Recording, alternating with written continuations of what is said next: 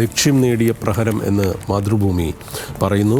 കൊല്ലപ്പെട്ടത് 40ഓളം പാകിസ്ഥാൻ സൈനികർ എന്ന് മാതൃഭൂമി പറയുന്നു. ഒപ്പം അതായത് അവരുടെ വ്യോമത്താവളങ്ങൾ ആക്രമിച്ചതിൻ്റെ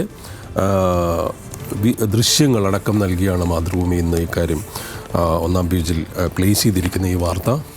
അതിൽ തന്നെ പുൽവാമ നേരത്തെ പറഞ്ഞതുപോലെ വ്യോമസേന ഓഫീസർ ഈ പങ്ക് സമ്മതിച്ച കാര്യം വളരെ ക്ലിയറായിട്ട് തന്നെ കൊടുത്തിരിക്കുന്നു. ഒന്നാം പേജിൽ മറ്റ് ഇതുമായി ബന്ധപ്പെട്ടല്ലാത്തൊരു പ്രധാനപ്പെട്ട അല്ലെങ്കിൽ ഇതുമായി ബന്ധപ്പെട്ട് തന്നെയാണ്, പക്ഷേ എങ്കിലും ഒരു പ്രത്യാശയുള്ള മറ്റൊരു വാർത്ത എന്ന് പറയുന്നത് വെടിനിർത്തൽ സ്വാഗതം ചെയ്ത് മാർപ്പാപ്പ എന്നുള്ള ഒരു വാർത്തയും മാതൃഭൂമി നൽകിയിരിക്കുന്നു. ഇത് മനോരമയും ഒന്നാം പേജിൽ നൽകിയിട്ടുണ്ട്. ഏതായാലും പഹൽഗാമിൻ്റെ അതിൻ്റെ തുടർന്നുള്ള പ്രത്യാഘാതം, അതിൻ്റെ പ്രത്യാക്രമണം, തുടർന്നുണ്ടായ നിരവധി സംഘർഷങ്ങൾ എല്ലാം തന്നെയാണ് ഏതായാലും പ്രധാനമായി പത്രങ്ങൾ നൽകിയിരിക്കുന്നത്.